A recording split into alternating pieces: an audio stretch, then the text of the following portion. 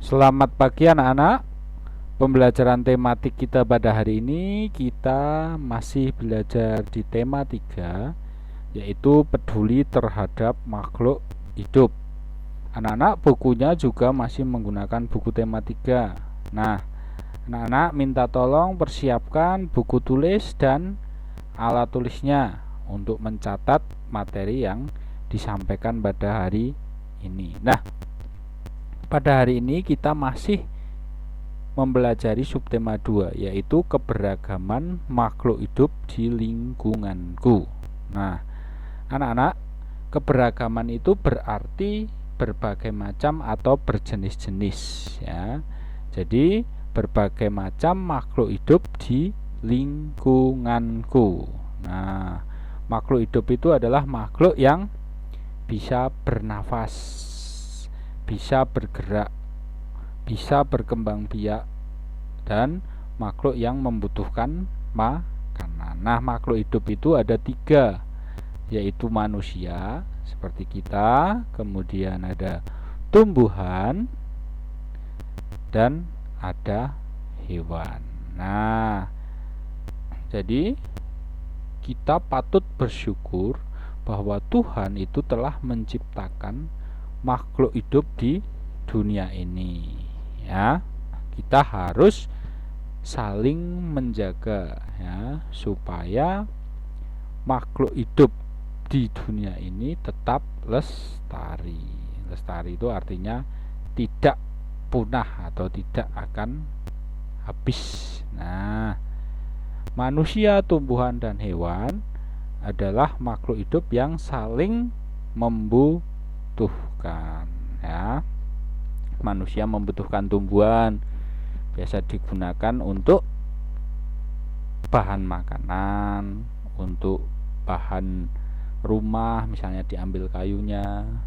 Kemudian hewan juga dibutuhkan manusia untuk bahan makanan juga, kemudian digunakan untuk membantu pekerjaan dan lain sebagainya. Nah, tumbuhan juga membutuhkan manusia untuk mengembang biakannya. Nah, hewan juga membutuhkan manusia untuk mengembang biakannya supaya dapat memenuhi kebutuhan hidup manusia. Nah, kita harus bersyukur bahwa Tuhan telah menciptakan berbagai macam makhluk hidup di lingkungan kita. Nah, manusia itu juga beragam yang sudah kita pelajari pada tema 1, ya. Ada yang rambutnya lurus, ada yang rambutnya keriting, ada yang kulitnya hitam, ada yang kulitnya putih, ada yang tinggi, ada yang pendek, dan lain sebagainya. Ada yang laki-laki, ada yang perempuan, dan lain sebagainya. Nah, itu keragaman manusia. Kalau keragaman tumbuhan, itu ada tumbuhan yang besar, ada tumbuhan yang kecil, ya. Ada tumbuhan yang bisa menghasilkan buah, ada tumbuhan yang bisa menghasilkan sayur, ada tumbuhan yang bisa menghasilkan kayu, ada tumbuhan yang bisa menghasilkan umbi-umbian, dan lain sebagainya.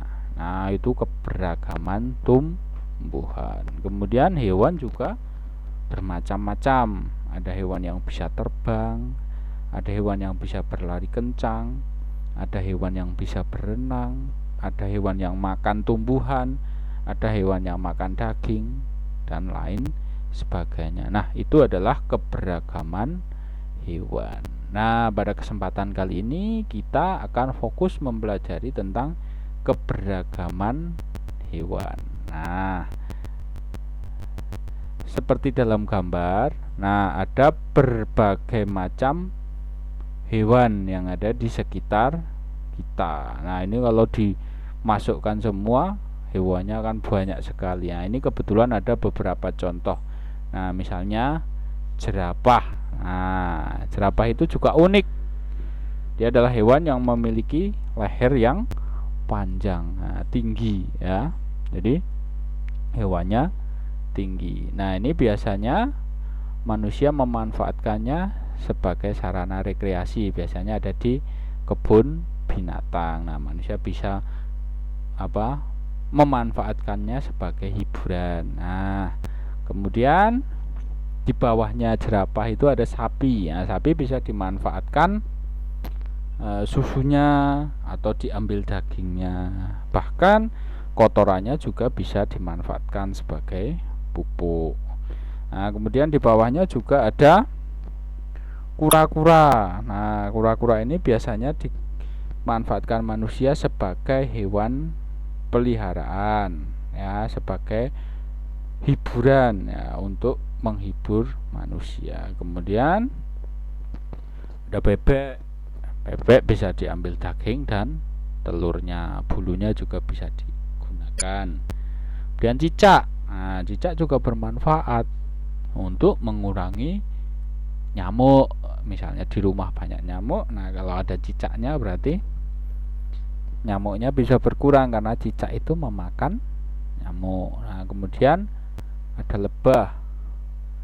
Lebah di sini biasa dimanfaatkan madunya. Nah, dimanfaatkan manusia madunya. Madunya bisa dikonsumsi, itu hasil dari lebah. Kemudian lebah juga membantu penyerbukan pada tanaman, nah, supaya tanaman itu cepat berbuah. Nah, kemudian ada kupu-kupu. Nah, kupu-kupu ini indah sekali bulunya, ya. Ini biasanya menghibur manusia atau juga bisa membantu proses penyerbukan, ya. Kemudian ada ayam. Ayam biasa dimanfaatkan telurnya, kemudian diambil dagingnya untuk dikonsumsi. Nah, kelinci juga ada. Kelinci yang biasa dimanfaatkan dagingnya, ada yang kelinci hias, ya, dimanfaatkan untuk kesenangan atau hiburan. Nah, hewan-hewan yang Tuhan ciptakan ini semuanya memiliki manfaat untuk manusia. Nah, manusia bisa memanfaatkan berbagai macam hewan tersebut. Nah, misalnya nih kelinci. Nah, kelinci itu juga masih berbagai macam lagi. Nanti ada kelinci Anggora, ada kelinci kelinci New Zealand, nah, dan lain sebagainya. Jadi ada jenis-jenis kelinci ini banyak sekali, ya. Kemudian sapi juga berbagai macam. Nah, ini memang Tuhan menciptakan makhluk hidup itu memang beragam. Jadi kita harus mensyukurinya. Nah, hewan-hewan tersebut bisa dimanfaatkan oleh manusia. Nah, ketika sudah memanfaatkan hewan tersebut, kita juga memiliki kewajiban, ya, supaya terjadi pelaksanaan hak dan kewajiban secara seimbang. Nah, kita tidak hanya memanfaatkan saja, tetapi kita juga harus melakukan, atau wajib untuk memberikan kebaikan kepada hewan tersebut. Nah, misalnya hak di sini adalah berhak mendapatkan teman bermain. Nah, misalnya anak-anak memelihara anjing di rumah, bisa dimanfaatkan untuk teman bermain. Nah, itu. Kemudian hewan bisa diolah menjadi bahan makanan. Misalnya sapi, ya, diambil dagingnya, ayam diambil telurnya, dan lain sebagainya. Kemudian mengolah menjadi bahan pakaian. Nah, biasanya digunakan untuk membuat sepatu. Nah, sepatu dari kulit, kulit sapi, atau tas dari kulit sapi, dan lain sebagainya. Kemudian berhak menikmati keindahannya. Nah, misalnya burung merak. Nah, burung merak itu kan bulunya indah sekali. Nah, kita bisa menikmatinya, ya, bisa menghibur kita. Nah, kemudian berhak mengolah menjadi sumber energi. Ya, ternyata hewan juga dapat dimanfaatkan menjadi sumber energi, ya. Misalnya sapi itu kan menghasilkan kotoran. Kotoran sapi itu bisa dirubah menjadi sumber energi, namanya biogas. Nah, nanti kotoran sapi itu akan dirubah menjadi biogas, bisa digunakan untuk menyalakan kompor sebagai pengganti LPG yang berasal dari minyak bumi. Nah, kemudian kita juga berhak menggunakannya untuk membantu pekerjaan. Nah, misalnya polisi itu menggunakan anjing untuk melacak kejahatan. Nah, itu digunakan untuk membantu pekerjaan. Atau misalnya petani itu menggunakan sapi untuk membajak sawah. Itu namanya membantu pekerjaan. Nah, itu hak-hak kita terhadap hewan dan masih banyak lagi. Nah, ini yang dapat saya tuliskan seperti ini, nanti anak-anak catat. Nah, anak-anak bisa menambahkan yang lainnya. Kemudian selain hak, kita juga memiliki kewajiban terhadap hewan. Nah, misalnya memberi makan. Ketika anak-anak sudah memiliki hewan peliharaan di rumah, anak-anak wajib memberi makan supaya tidak kelaparan. Nanti kalau kelaparan, kurus. Nah, setelah kurus, nanti tidak bisa memberikan hak kepada kita. Misalnya kita memiliki kucing. Nah, kucing itu tidak diberi makan, kemudian kucingnya menjadi kurus. Akhirnya kucingnya tidak mau bermain lagi karena tidak memiliki tenaga. Nah, itu artinya hak kita tidak terpenuhi. Nah, makanya kita wajib memberi makan. Nah, selain memberi makan, ya memberi minum, karena makhluk hidup itu membutuhkan air. Kemudian merawatnya dengan baik. Ya, misalnya ada penyakitnya, ya segera diobati. Nah, sekarang sudah banyak dokter hewan, ya. Itu sudah banyak. Itu biasanya mengobati hewan yang sakit.